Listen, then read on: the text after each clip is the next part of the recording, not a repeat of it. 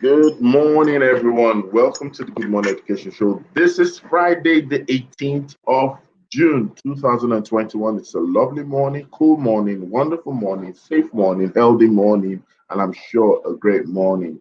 Welcome to the Good Morning Education Show. We're streaming from Lagos, Nigeria to West Africa, to Africa and the entire world. We're being joined by fantastic people from all over the world, and you are not out of it as well. Please do let us know your name, tell us your location, where you're streaming from, tell us if it's your first time. There's a bell of blessing for you, and I believe it's going to be a great one. I know some people are smiling because we have an ultra new bell, a whole transformation from the regular one.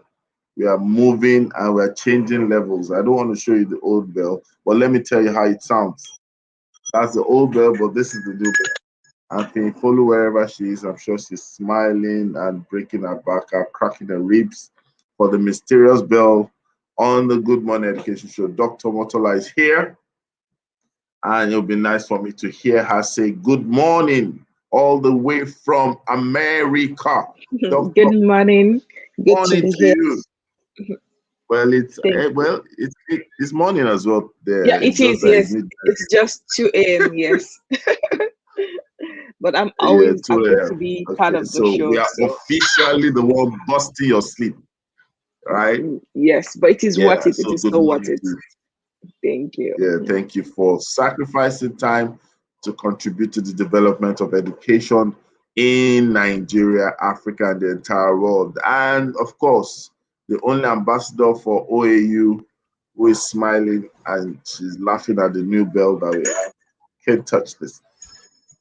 All right, Dr. Fee. Now you are welcoming Dr. Fee. Follow. Do it's like a doctor show now. Fee, good morning. How are Good you? morning. Good morning, Dr. Timmy Tayo. Good morning, Dr. No, I'm not. Botola. I'm not a And good doctor. I'm a morning. prof. Don't Good spoil my morning. title. Oh, Prof. sorry. Sorry about that. Good No, morning, Prof. Professor. Okay, so Professor okay, Entice. so this is feeling like being in a Nigerian classroom. Good morning, Professor Rotimi Itayo, so that I don't fail my Yes. test, my midterm test. And good morning to Yes. our tribe. I don't think that bell is mysterious. I think it's still a bell of blessing, and well, it could have appeared Oh in, no, no. I am not calling but it a it's still bell of a bell of blessing blessing. until we know the source. So EFCC does not come and pick us up for an item we are Okay, not. so we've put it out there. The sender of the bell, please signify, indicate, and let's know it came from you. We would like to recognize you. And we have Sunday Olabode Oladokun.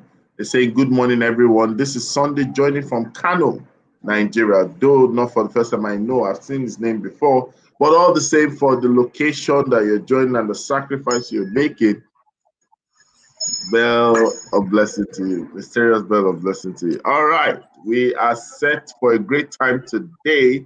And remember, on the Good Morning Education Show now, we have what we call the grant for the day. Maybe before we take the headlines, I would allow Dr. Omotola to just tell us about the grant, not the grant itself, but about that segment of the grant for the day. And then much later, we will talk about the grant for the day. Dr. Motola, if you're there, over to you. Yes, I am here. So the professor, so the thing is that everybody wants to do good, whether you're an individual or an organization. If you want to impact the society in whatever area of interest, it doesn't necessarily have to be education. It can be in other areas like health.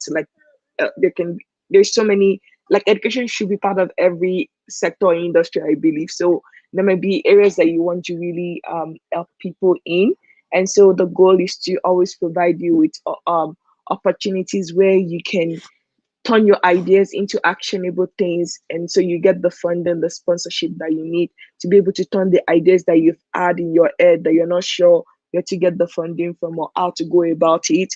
And so our goal is to provide you with those funding opportunity. And then maybe if you need help, if you're like, you know what, I don't have the time, I don't have the expertise to even take the time to write or go after these grants. So we can definitely help you with that as well. but the goal is to just help you see the possibility and know that whatever the ideas or insight that you have to change the world, to change your community, it is possible, and there are funders who can fund your work as well. Fantastic. There you have it. So on the Good Morning Education Show, you have opportunity to hear from us, opportunities for your ideas and pursuit, but not necessarily just your ideas and pursuit, but there are opportunities out there that you can leverage on. And we will be sharing with you the ones we are able to stumble on. And I believe, like she said, you are able to leverage on it. So watch out. Every segment of the Good Morning Education Show is always value driven.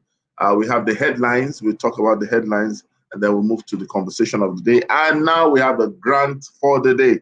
Don't miss it. Tell someone to tell someone. Like our videos, subscribe to our channel, follow our analysts and guests online, and of course, get the best out of this experience. So we're going to start the show with our usual, and our headlines will be the first point of call for the show today. I'm sure that, okay, before I say that, do you have any headline that you want to share? Apart from no headline. No headline right now. Okay, then we'll start with something for the children. Okay, something for the children. This has to do with securing the rights of children with disability. This is coming from The Nation. I don't know if you want to say something about that thing, and then I go to Dr. Motola.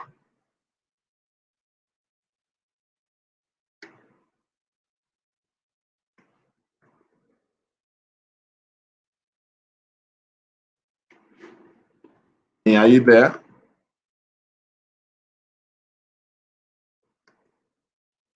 Your mic is on mute. Okay. Yes. Children with disabilities are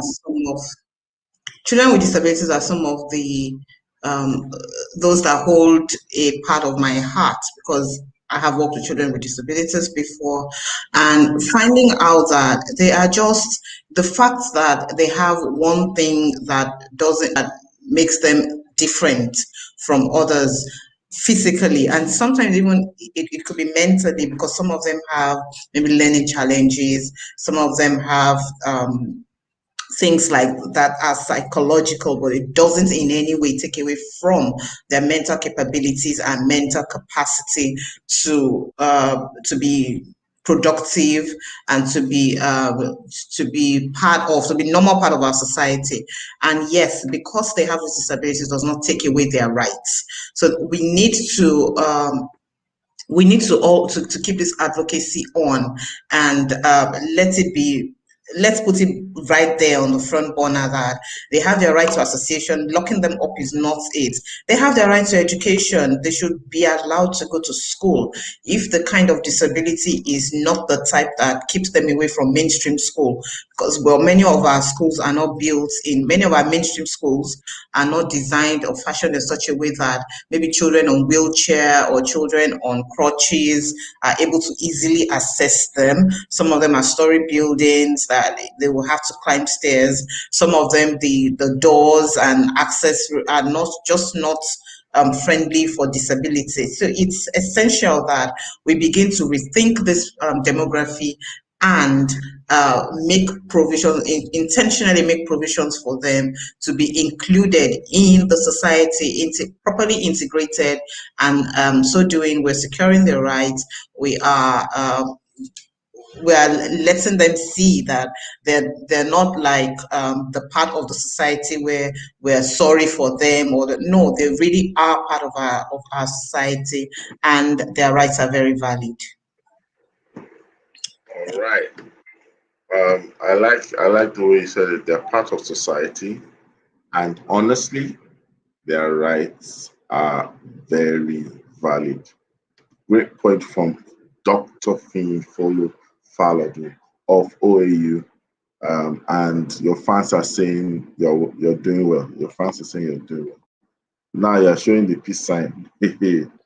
You want to receive memo. All right, the next headline is Jam Boss praises Lagos for malpractice fight. I want Dr. Motola to say something a bit about that. Jam boss praises Lagos for the fight on malpractice. Yeah, I think we discussed this like some weeks ago. It is still the same thing about the fact that I'm hoping that it is, like we said before, that it's not just one-sided. I like, because like the last time when they were trying to like fine schools for malpractice or exam stuff, it was more like tinted towards the private but not the public. And so like, so for me, my take will be, provided that it is both sides that they are looking at and not just one-sided, then yes, maybe they should be praised for the effort for it. But at the same time, I'm always going to be the one to still say that what exactly are they praising them for? Like, it's not enough for them to say that they're going to fight against it, but are they doing their part in not contributing to escalating it as well? And so they can just point blame and say that, oh, these people are at fault and these are.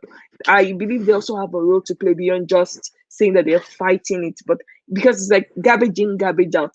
If whatever they've established as foundation is rotting, no matter what they try to do to like paint over like a really deep, like terrible building that is about to fall, it's still going to keep looking terrible. So my hope is that whatever they're trying to do, they're really objective about it and they're looking at both the public and the private, and they're going to do their part in really rebuilding the system for good. Okay. Well, I like the way you put it. That it has to be much more than one side, right? We shouldn't pressure people to the point where they need to try to beat the system. All right. The next headline is EU UNICEF access to education for 20,000, or improve access to education for 20,000 vulnerable children in Northeast. Yeah, let's start with Fee. Great one. To improve access to education is a great one. But for me, right now, the more pressing issue is they have access to the education, but can they actually, or they're improving access to the education, but can the children actually access the education? Every day, just this morning again, I heard about how many students kidnapped again. So what's the point in having schools established, maybe furnished, teachers have been, there's a promise of better remuneration, but there is insecurity. The children cannot go to the school. The teachers cannot go to the school. They really cannot access the school. So as much as the EU and UNICEF are helping our government, to make education better, we also need to play our part. Maybe it's at this point that there will be a need for community vigilantes or whatever it will take to secure those children, to make sure that, first of all, this is 20,000 vulnerable children. Already, they are, apart from the fact that they are children, are naturally vulnerable because of that. There is now some other point, also there's some other vulnerability. They're probably homeless, they're probably orphans, they're probably living with one disability or the other, and so that makes it a little more challenging for them. So for me, yeah, I applaud the initiative and the work put in by the EU and UNICEF, but much more than this, we need to make sure that security is, the children are secured and they can actually access these things that have been put in place for them. So, Dr. Motola, please add to that statement. I really like this because I know that earlier, late last year, I had an interview. I was interviewed by UNICEF, and it's on their website, like about education and things like that. And they wanted to ask like experts in education or those that have experience like working with NGOs about what they can do. So I'm really glad that they took it seriously and they're actually now putting it into practice. But like Fini said, it's not just enough for them to like provide classroom and latrine access and things like that. They need to also think about teachers, because I know that's another big deal in terms of like most people don't want to work in the like northern part because of the issue of security and things like that. Another thing that I saw in the report was that they were not just going to focus on just the formal education of like, oh, let's teach you to be a doctor, lawyer, banker, engineer, and the rest of those formal training, but they're also going to invest into vocational training and non-formal training, which is very encouraging. That I'm glad that they're taking those recommendations based on the interviews that we did last year and other things that they've done as well. But also, like, I just also want to stress that I think beyond just the classroom construction, they didn't talk about technology or how they're going to like incorporate high CT and things like that. Especially like Spring was saying that there's still insecurity for these children, even if they leave their house to go to school and things like that. So is there a way that they can start incorporating opportunities where even if it's not safe for teachers to move to the another part, they can still like have teaching and curriculums that they can learn through online learning and provide like access to like just think of it like education in a tab or something, and they can have access to those things, and that won't disrupt their education if there is like war instability in the area or in the region. Sense. I love that. We need to look at it from that aspect as well. And let's quickly rush through to another important headline. Student praise Lagos job preparation scheme. That's an employability headline. Do you want to say something about that thing quickly? Yeah, I would say great one. We have talked about this before, the Lagos Jobs Preparation Scheme, and if already it's been impactful, great one, great one. Okay, so moving on. I think this one would interest Dr. Motala. Oshun shot 600 illegal private schools. I think this had made a headline before. Yes, we talked about it sometimes ago. I'm not sure. I wasn't sure when I saw it in the comment. I'm like, is it another state or the same state? I'm like, why is this still news? Because yeah, this is like I'm like, I don't think they're helping because there's not enough to just shut them. How are they going to embrace and sort of like incorporate those people? Because if they're shutting 600, let's assume each school have at least 100 students. That's over 6,000.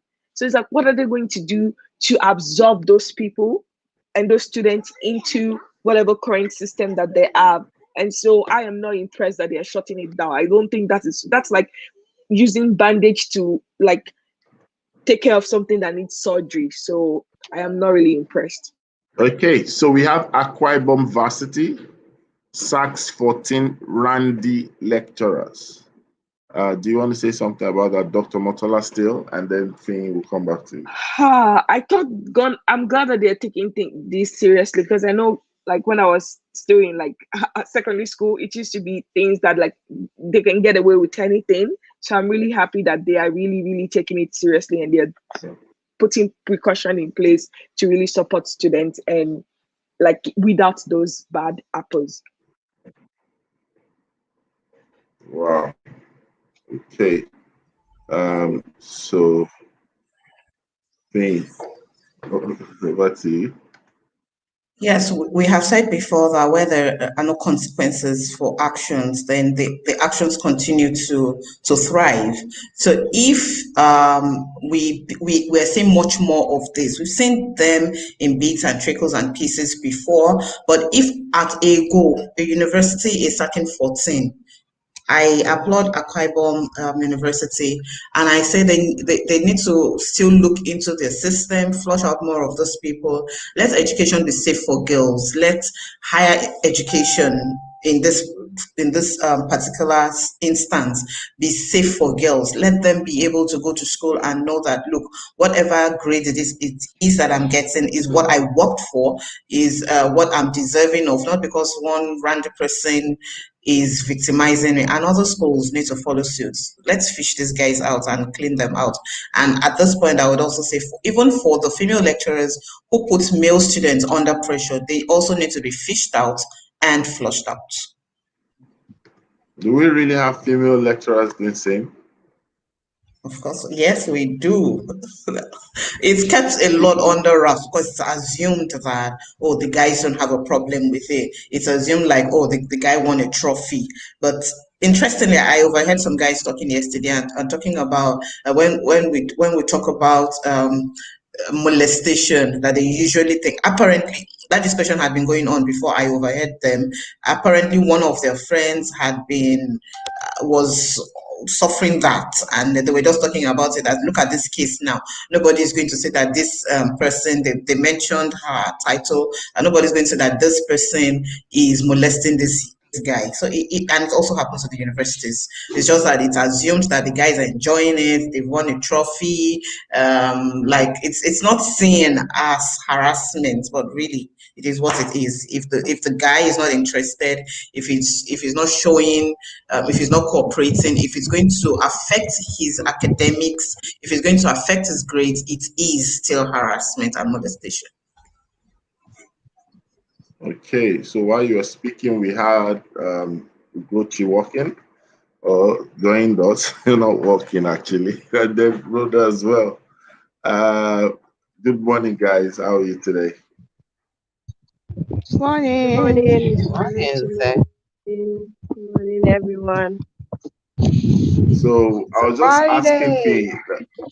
I was just asking Fee um, if female lecturers actually, how do you put it?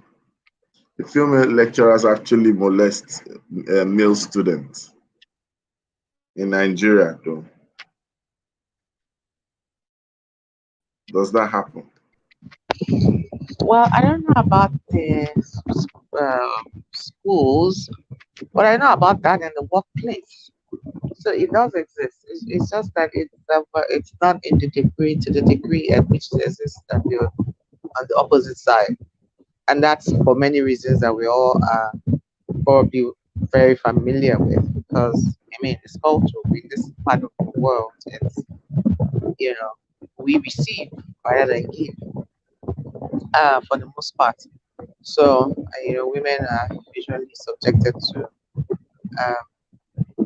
expectations. And so a lot of women silently would want to, but um, so culture wouldn't allow it to be.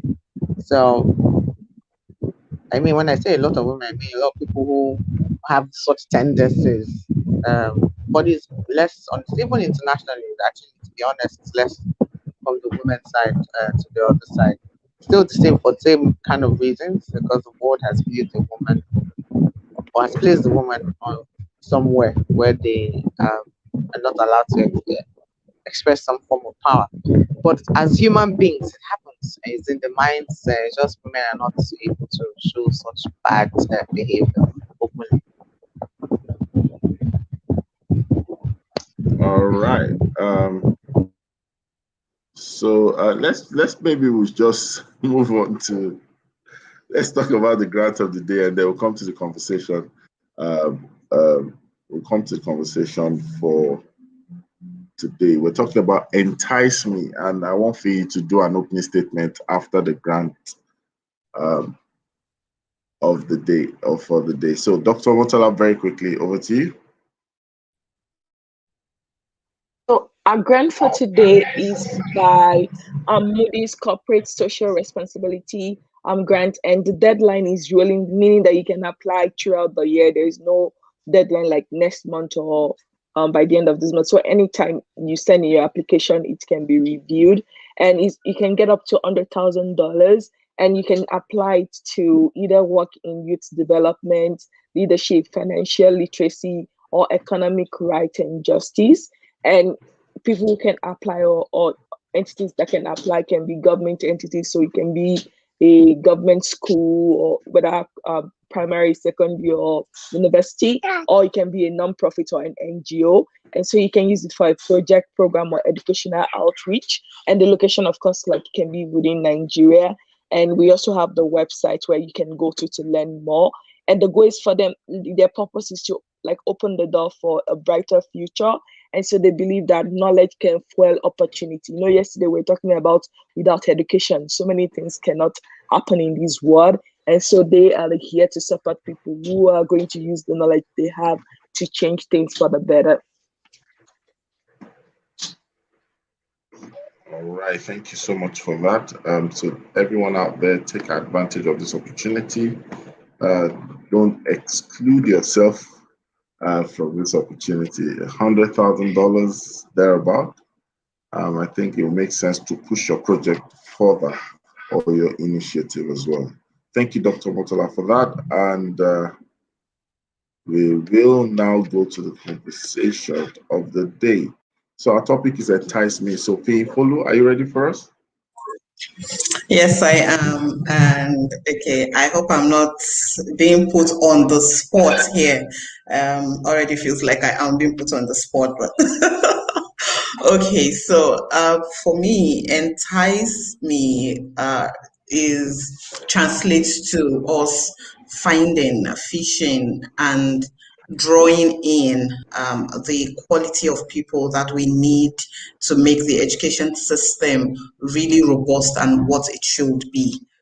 Getting, many people run away from teaching at any level and much more at the foundation levels, primary, junior secondary, because it's believed that teachers at those levels are not very well paid, which may not be far from the truth. For some reason, which I do not still understand, much more work is done at these levels, and the teachers at these levels are being lesser paid than those in senior secondary or even the university. So entice me for me would be, how are we able to make education attractive? So there's so many people who really want to teach, who would not mind. I know quite a number of my friends who are professionals in career professionals, but they volunteer the time to teach maybe once in a week or once in 2 weeks at the local school close to them. They really, really want to do these things, but then they say, "Look, I can't leave the I can't leave the guarantee of better pay to do something that I would rather make the money and then volunteer my time to do what and has one of them got one of the students that was in his volunteer school made some really amazing results, and when he celebrated that, I was really wowed. Like, okay, so if this kind of person were to be was to be a mainstream teacher, then they'll be doing so much in the classroom. So how is it that education is attractive enough at all levels, at the pre-primary, at the primary, at the secondary level? How can it be attractive enough for people, for the right people, for people who really have the interest and who also will not beg? They're working and they need to be able to pick their bills, be able to come in, contribute their quota, and we have much more of people who are in it because of interest, because of passion, and less of people who are just in it as a form of, well, let me just be here until the next big opportunity comes around. That will be my introduction to Entice Me. All right, so it's an enticing topic, talking about Entice Me, and I believe we're going to entice the audience about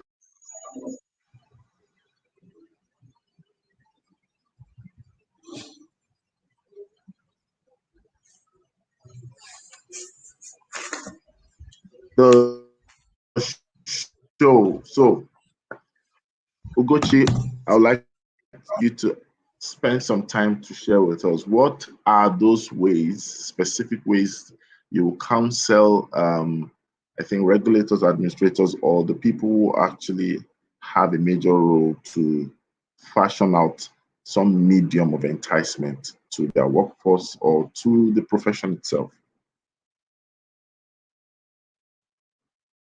Okay. Ugochi, are you there? Thank you very much, sir. I missed out some of his introduction. Please, can you hear me? Yes, Hello, can you yes. hear me, please? Oh, okay. Because I had already started speaking. I was wondering. Yes, we can. Okay, let me just start afresh. in case you didn't hear. So I was saying that I missed out some of his introductions, but based on your question, some of the things that can be done to motivate and encourage people to work is a conducive learning environment, an opportunity for people to grow, an opportunity for people to rest. Now, a conducive learning environment, okay, because we're talking in the context of school, so a conducive learning environment, I would have said a conducive work environment. So an environment that is conducive to work ensures that people are able to give their best. They do not feel like they want to give their best, but situations are beyond their control, because that's a factor that can just make people just say, well, I can't come and give myself. Let me just let me just be good. And we really do not want them to have that attitude to their work. So it is really important to have that conducive work environment. And the other one is opportunity for growth.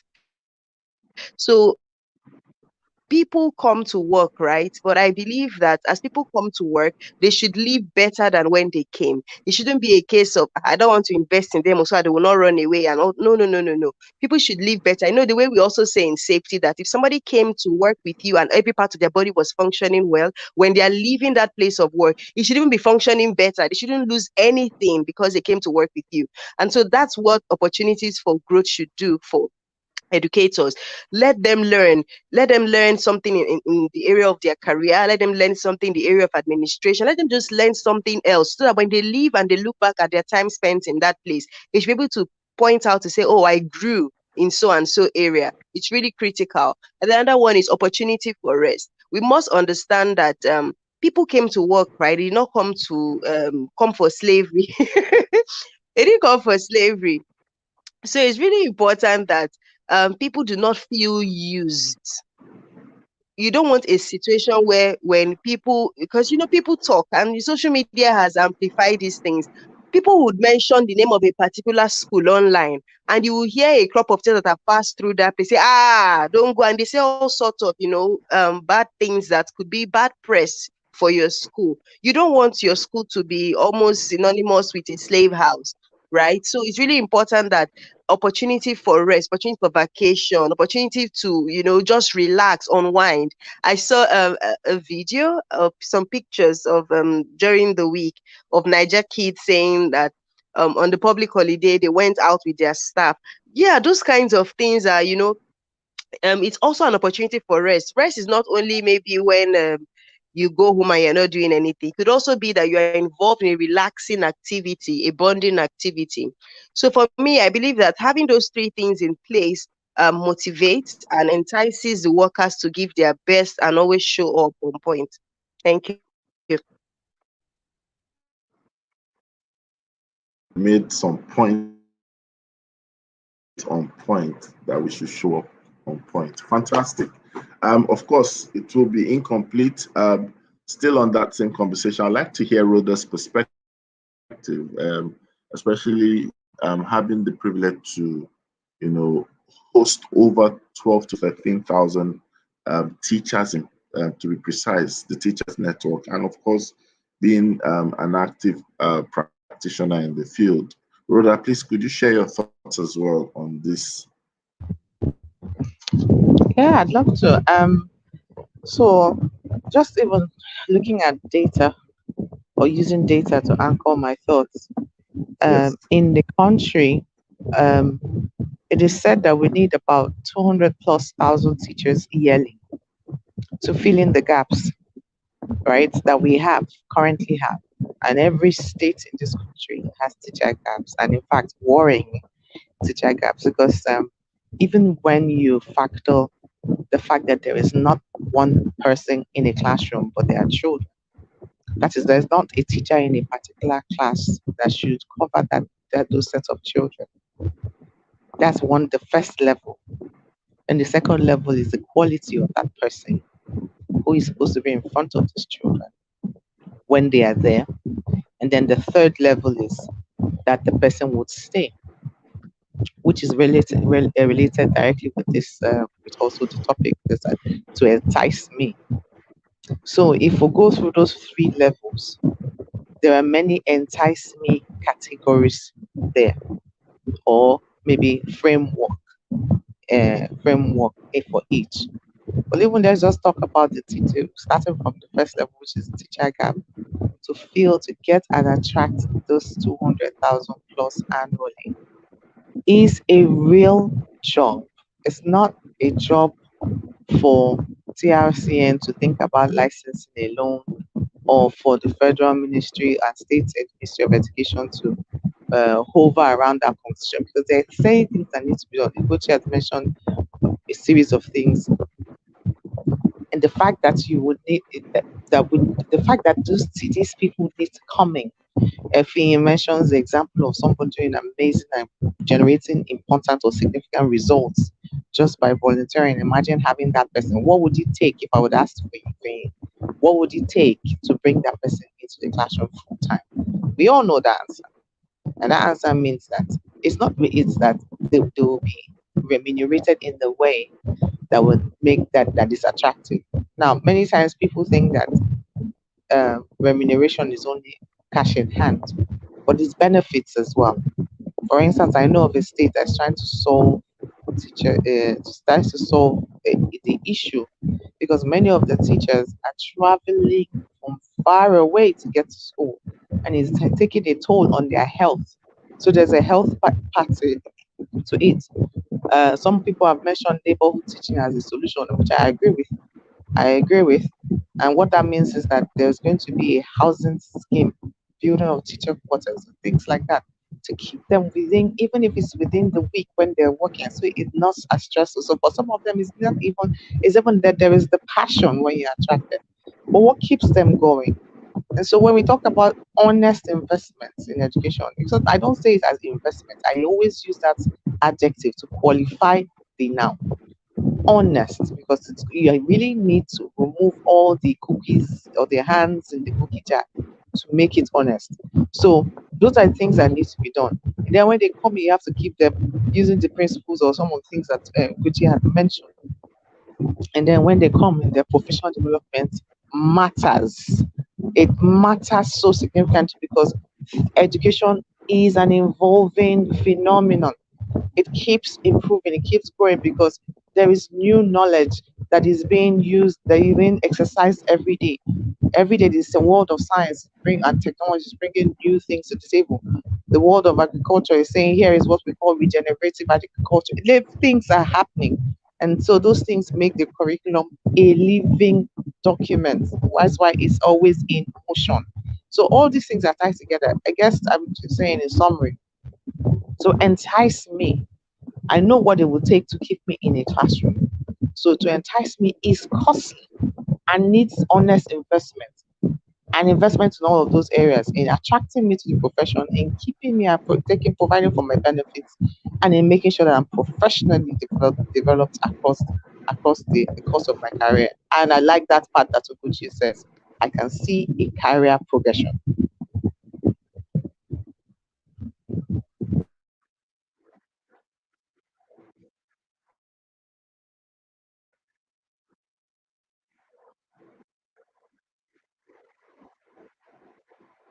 Thank you so much, Rhoda. I love the way you also stressed it to entice you, but the attraction and retention. I really need to ask Tomotola, what ways can we explore, especially when it comes to the issue of control and the issue of reward? Um, Absolutely. So for me, How uh, do we explore the enticement, and if possible, share modern ways, or I will say contemporary ways, with which this has been done across the world? absolutely. So I think there are so many ways that we can definitely entice more educators or teachers to be invested into the system and the sector. And one of the ways I can think of is like this idea of like working in shift.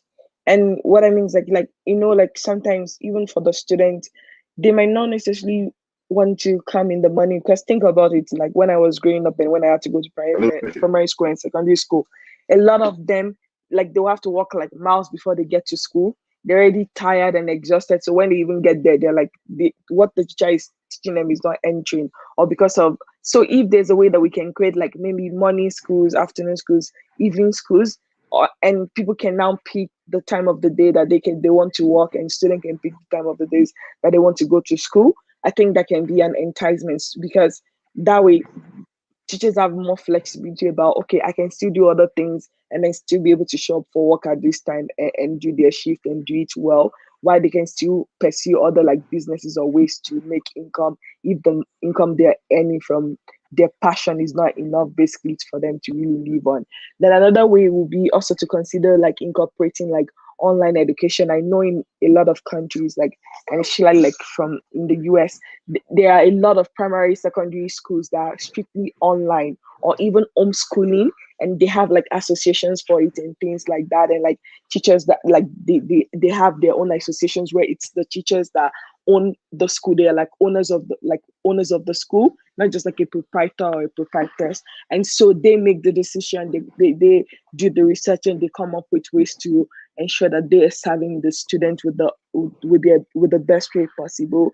And so that can be another way in which we can entice more people to be in. Like, imagine having a school that is just owned by teachers, and then and they are the one like in control, and they make decision, and they use that to really enhance the opportunity and what they teach and train the student on. And then also another one can also be in terms of like compensation, having like bonuses for like high performing teachers and schools, just to encourage a bit of competition and innovation within the education system, and just and really enhance the like this should like it should be applauded and awarded. And I don't see that happening a lot. And so that can be another intense. Imagine if we have like a region or a sector or a particular what do you call it, local government area, to say, you know what, if you, like if there are like 15 schools, and then like you're like, okay, by the end of the term or by the end of the year, the best five like performing schools or like teachers, or the best trained teachers, they're going to get a presidential award, they're going to get extra training, like all expense paid things, or like something to just really help them, even if it's just tokens of like giving them a new phone, a new tablet, or something that will enhance their learning. I think that can definitely make things much, much like enticing for people to want to be part of that system. And I know one of the other people on the show was talking about the 200,000 um need for like teachers that we have. And I will highly encourage that we can like I said, explore different way. It doesn't have to be like, oh, it has to be 9 to 5, or you have to show up every day of the week. Like, if we can work in shifts and create like schedules that we will get more people that will be invested in it, and will maybe give their time, if they have that opportunity to do shift time, and know that, okay, you know what, when I'm in school, I'm in school. Not that they're thinking of their business and how they can use students to go and man their shops and things like that. And so those are some of the ideas and things that I have to share right now.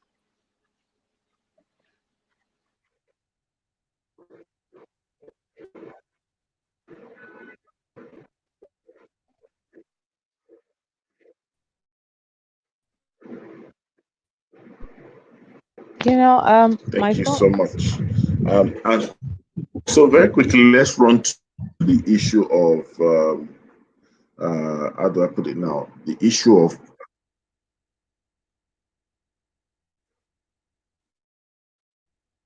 brother. Can you hear me? Yes, I can hear you. Go ahead. Hello, I can hear you. I can hear you. hello, Rhoda. Yes, I Yeah. can hear you. No, no, no. Go ahead. Actually. Oh, okay. No, I was just going to leave a comment around the shift basis. It'd be Yeah, important for us I said to. you should carry on. You wanted to say something. You wanted to say Yes, something, right? yes, yes, yes. I wanted to leave a comment around the shift basis. One of the things that has made, I mean, if you look at um, the best education systems today, which is in most parts of Asia, and well, at the top eight, you find a lot of Asian countries and counties. Shanghai in China, you find Singapore, you find some Japan there, you find then you go to the Scandinavians, Finland, and things like that. Nobody really is worried about. I mean, education is not a factory. It doesn't operate in that kind of model. And even though Africa has to find a way to solve their own problem, the truth is that you have to attract the best people to do the job, because there are people, children, who are involved in the process of education. And those people need a teacher, a group of teachers and systems that are committed to the task. We must not treat education and teachers as one of those things. No, we must treat them as that doctor who is life saving. And so I we can talk through all of the things that we need to do, but we must think about the experience from the children's point of view, from the student's point of view. And that's why when education reformers think through what should happen in terms of enticing teachers or bringing people into the profession, they're thinking more of how to really work out the timing and the commitment required of a teacher, of a great teacher or a good teacher to be in the presence of students. Because it's not even just about them, it's also about the children. Because there's a whole gamut and scope of things that needs to happen to put a good teacher in front of a classroom. And so I just wanted to leave a comment around that.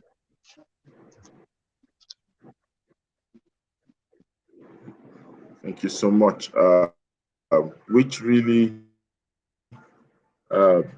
brings us to really the question that Chinwe, Princess of Four, is also asking.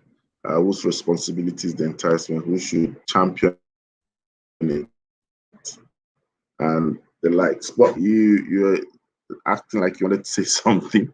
I would like us to look at the issue of now in context to educators, especially in the private education aspect. Um, can we speak to that very quickly? I'll start with Finn and probably go to Dr. Motola. Okay, the question was not very clear. It was breaking on and off, so I didn't get the question.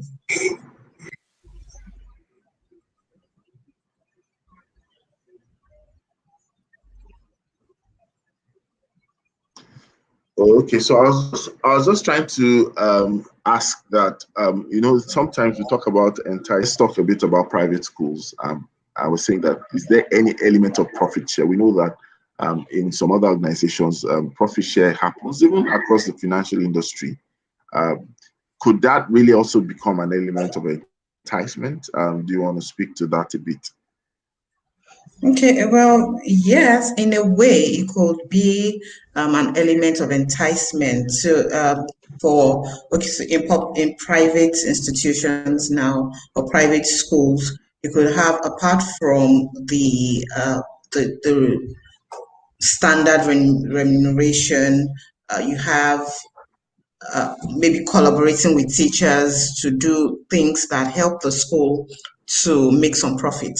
So you can come together with teachers to form maybe a school club or an enterprise within the school, the baking, and or they're selling some things, they're making things of their own. And so as the school makes profit, you're sharing with the teachers, they know that, or with those that are involved, you can throw it open, whoever is interested. So they know that, oh, so apart from what I get statutorily, there is also this other aspect of I'm putting in, I'm engaging my talents, or I'm engaging my other skills, and it's also within the same system, within the same confines. It's also still bringing in some extra income for me. So yeah, it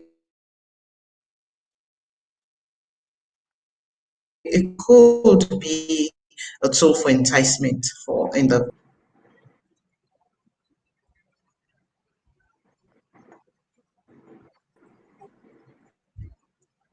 Okay. Seems we have a network challenge. Dr. Motala, do you want to say anything to that? Yeah, I'll say I Just also to add. agree with Finn that yes, I agree with Finn that yes, it's definitely a possibility. But I'm just wondering that like and I think it's something to even try and explore if that will definitely encourage the teachers to be fully committed and also have their own needs met. And so I think that can be a good idea to definitely consider for upcoming educators or school owners to look into doing that in one way or the other.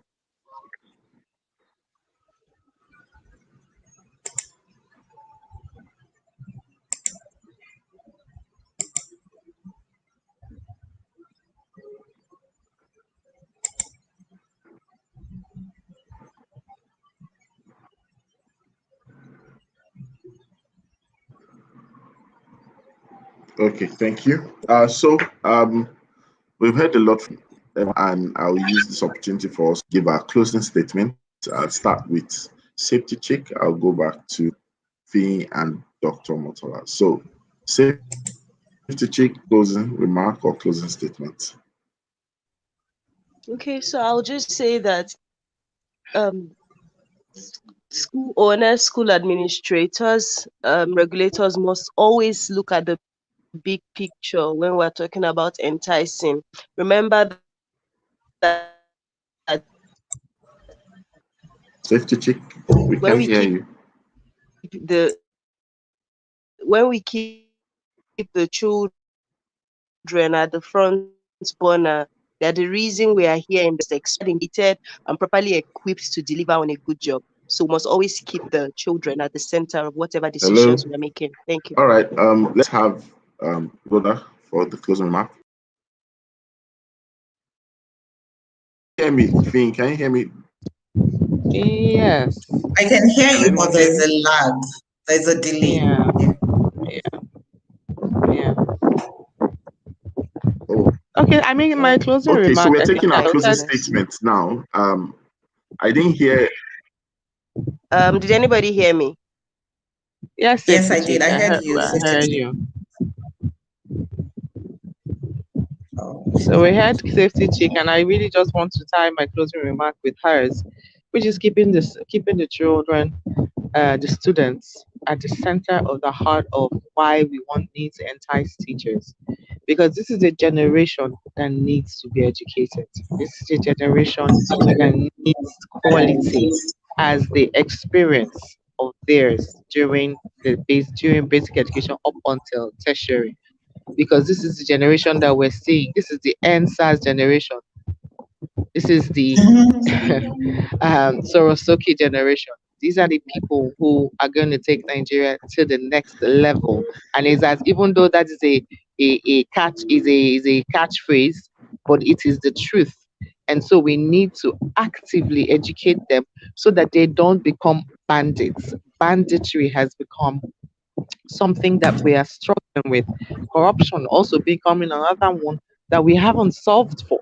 And so imagine not placing quality personnel in front of them. Imagine not preparing the environment for them. Imagine not enticing the right people to be in front of them, to inspire them, to motivate them, to lead them and guide and support their growth so that we can also generate income. I was reading something quickly and we forget, even when we talk about in the world of special needs and disabilities, that our gross domestic product is affected by just that sheer neglect. About 3 to 10% of a nation's gross domestic product is non-existent when we're not working and preparing a strong education system for children with special needs and disabilities. And just imagine what that percentage is going to look like, or is already looking like, because we have left a lot of children behind. So it's a leave no child behind approach, is a entice great teachers approach. And that's something that we must use in honest investment and be serious about it. Because when we keep children at the heart of it, then I think we'll know what to do.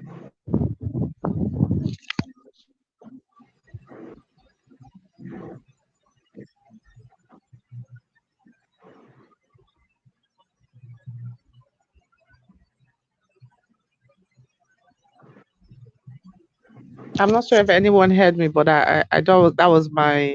I heard you. I heard Okay, you. thanks, Yes, I thanks. think there is we had you. Fantastic.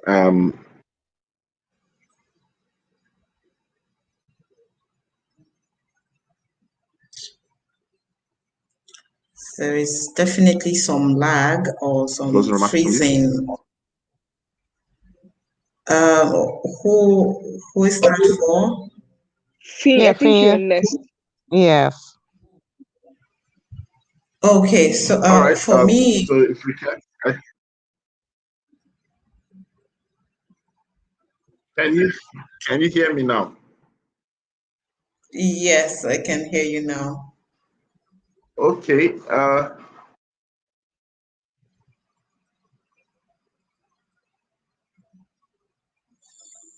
So the closing remark for me would be that for us to get the best, we need to be able to give what we need to be able to offer, what will keep the best and keep them not just on temporarily, but for them to give their best, for them to for them to be maximally productive in what they do.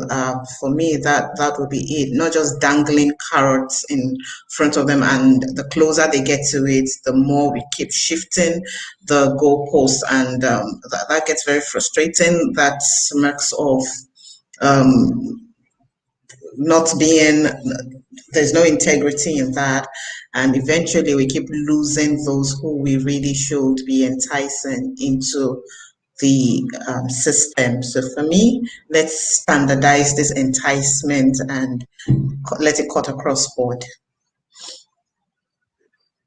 Yeah, and then for me, I believe that teachers are fundamental and critical to anybody's development. Think about it. We won't have a doctor, engineer without a teacher in their life, without a good teacher, without an excellent and exceptional teacher. And so it is very important that we invest in enticing them, like creating the right package that that they are worthy of. Because like they used to say this phrase that, oh, a teacher's reward is in heaven. I think that should stop. It should not be that when they get to heaven, that's when their reward will be. They should enjoy the benefit of their reward while they're still on earth, and that will mean investing heavily in like enhancing their salary, in enhancing the training opportunities, and even giving them the tools they need to really do exceptionally well.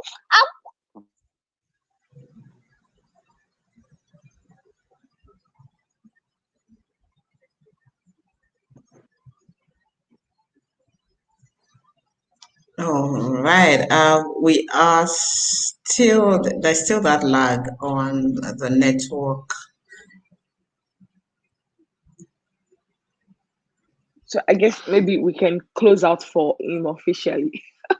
Yeah, we can just sign out. We can just sign Yeah, out now. so we always say it's always a good Always a great morning morning on on the the Good Good Morning Morning Education. Education Show.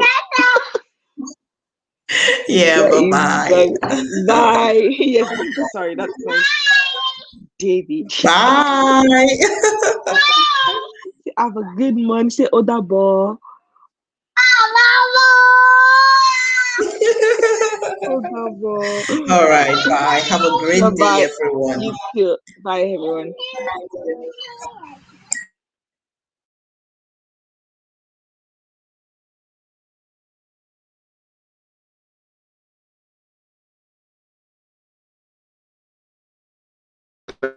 Now.